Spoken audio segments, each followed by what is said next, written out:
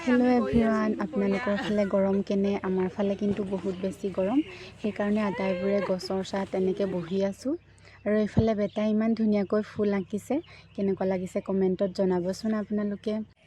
আৰু এইফালে চাওকচোন, আমাৰ দিছৈ নদীৰ ৰাতিপুৱাৰ পৰিৱেশটো। ৰাতিপুৱাই ভিডিঅ' কৰি থৈছিলোঁ।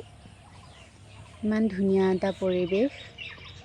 পানীটো বহুত ডাঙৰ হৈ গ'ল। পানী অহাৰ লগে লগে মেটেকা চাওকচোন, ইমান মেটেকা হৈ গ'ল নহয়। মেটেকাত কিন্তু মাছ এটাও নাই। মেটেকা উঠাই চাইছিলোঁ, মই চালনি বাইছিলোঁ, মাছ এটাও নুঠিলে।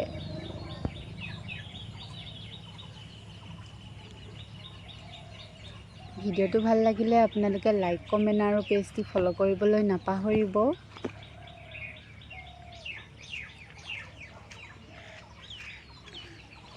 ইফালে চাওকচোন, নাৱত জাল চাই আছে। আমাৰো জাল পাতি থৈছে, কিন্তু চোৱাগে নাই।